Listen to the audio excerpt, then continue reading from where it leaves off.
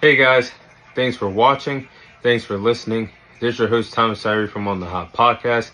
Today, this will be a solo episode, just your host only. This is going to be episode 125 for you guys today. Of course, this episode is going to be coming out on all four of our platforms, our Instagram account, our Facebook account, our YouTube account, and our Apple Podcast account. So let's go ahead and dive into the first segment of episode 125.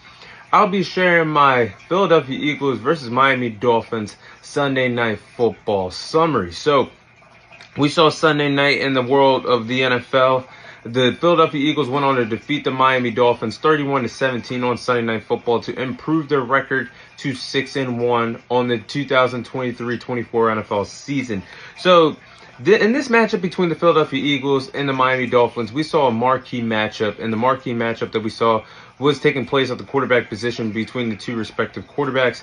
You had Jalen Hurts and you had Tua Tagovailoa meeting up and facing each other for the first time, going head-to-head on one-on-one competition against each other in their respective NFL careers. The story between Jalen Hurts and Tua Tagovailoa is the reason why they will always be linked together in their respective NFL careers. Go back all the way to college football when the two were respective teammates with each other at Alabama. Obviously, everybody already knows the story of Jalen Hurts was benched during the national championship game. Tua Tagovailoa comes in the second half and wins the national championship for the Alabama that year. Jalen Hurts goes on to transfer to Oklahoma.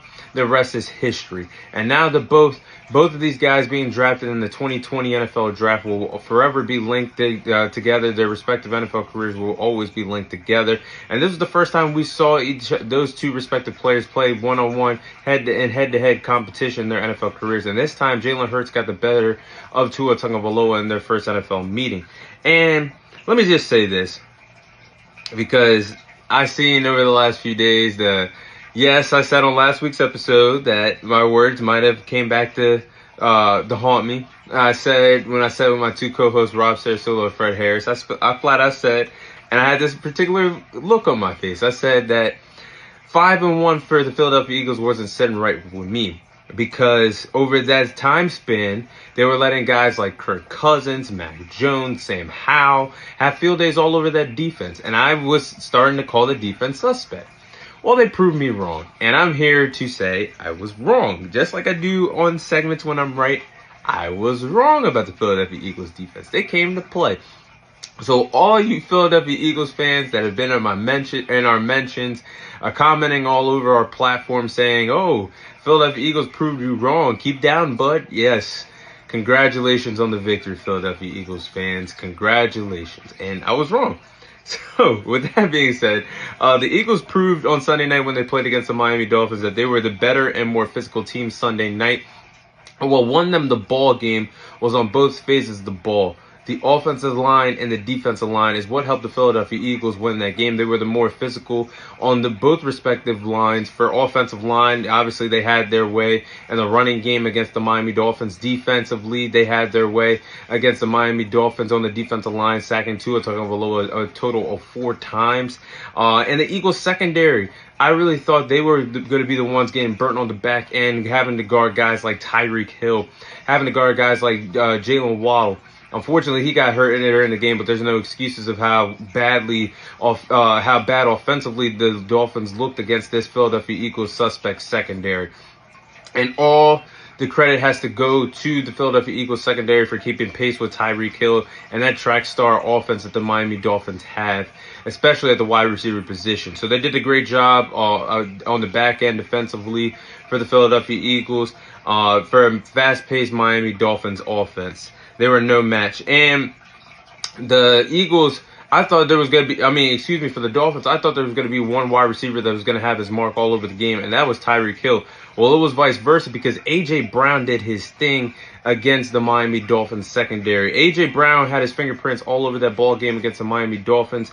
He went on to have a total of 10 catches, 137 yards, and a touchdown against the Miami Dolphins secondary. So this was a great overall win for the Philadelphia Eagles to improve their record to 5-1, going to 6-1, especially sending a message to the rest of the NFC and the rest of the NFL that the Eagles are here to stay. And that's what they did against the Miami Dolphins on Sunday night.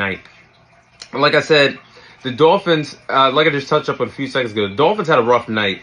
And when you have the stat I saw all week long was when Tua Tagovailoa is only sacked one time in a ball game, the Miami Dolphins are successful.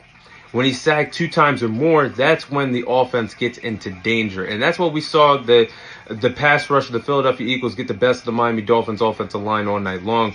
They had Tua Tagovailoa under duress.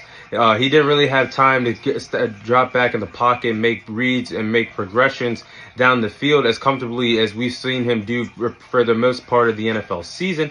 And that's what they did when they got home to Tua Tagovailoa, sacking him a total of 4 times in that game on Sunday night against the Philadelphia Eagles. That's what the Philadelphia Eagles did. And winning, and this is coming from being a Dallas Cowboys fan, having Mike McCarthy. He gets a nickname Mike McPenalties because that team is not disciplined in their own right, having 10 or more penalties and big-time games and big-time situations. And that's what I saw the Miami Dolphins have. Having 10 penalties to keep moving the chains backwards instead of forwards is never a winning formula in the National Football League. I thought the Miami Dolphins played poorly and they didn't play discipline in a game that meant a lot for them to see if they were going to be, how they could actually, if they can actually beat a contending team, which I'm about to get into right now.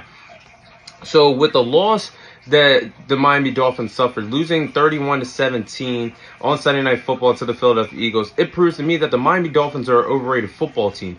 They struggled 2 times this year when they played against competition above 500 or more. You saw in the beginning of part of the season when they started off 3-0, they went on the road to play the Buffalo Bills, and they got blown out of the water, losing that game by double digits. Then on Sunday Night Football, they played a team that was above 500 that had the same record as them at the time, the Philadelphia Eagles. They lost that game by two digits. Having those losses against teams that are over 500 and you have nothing to show for it, not even losing by 1 possession or a margin of 7 points or less, that's not a good look. And the Miami Dolphins have beaten teams like the New York Giants. They've beaten the Carolina Panthers. They've beaten the Denver Broncos. They've beaten the Los Angeles Chargers. What do all those teams have in common? Oh, and the Patriots as well. What do all those teams have in common? They are all under 500 as having a losing record at this point in the NFL season. It's easy to have one of the greatest offense on production-wise since the greatest show on turf. And that's easy to do against teams that are under 500. When it comes to beating elite teams, when you had the chance to do it against the Buffalo Bills, they're nowhere to be found. When you had the chance to do it against the Philadelphia Eagles, they were nowhere to be found. But collecting big wins against teams that are going to be contenders and competing in January on a run to go for a Super Bowl title, that's when it matters most. Not putting up 70 points or more against a team that's under 500 in the Denver Broncos, not beating a winless team by double digits or more in the Carolina Panthers, not dominating, destroying the New York Giants team. These wins matter, and they can't beat 500 teams that's above 500. So I have to say right now the Miami Dolphins are pretenders until further notice, until they could beat a team above 500. But those are my thoughts.